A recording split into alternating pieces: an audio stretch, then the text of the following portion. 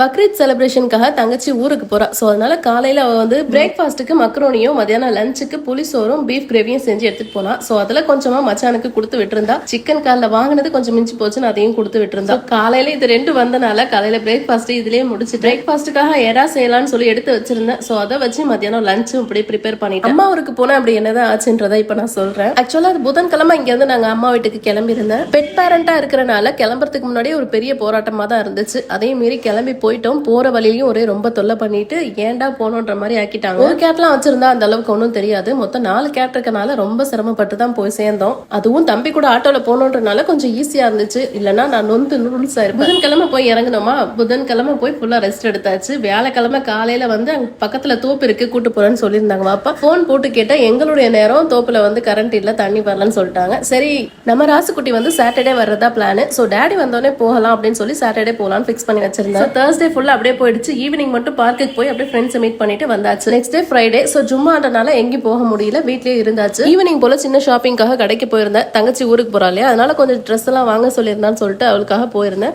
போய் ஒரு 1/2 hour கிட்ட இருந்திருக்கும். தம்பி கிட்ட இருந்து கால் வந்துச்சு, இந்த மாதிரி மச்சான் கீழே விழுந்துட்டாங்க, அடிபட்டுருச்சு அப்படின்னு சொல்லிட்டு. ஒரு செகண்ட் எனக்கு அப்படியே ஒண்ணுமே ஓடல, அப்படியே ஃபுல்லா ஸ்டாப் ஆகி நின்ற மாதிரி ஆயிடுச்சு. இதுக்கப்புறம் என்ன நடந்துச்சு நாளைக்கு சொல்றேன்.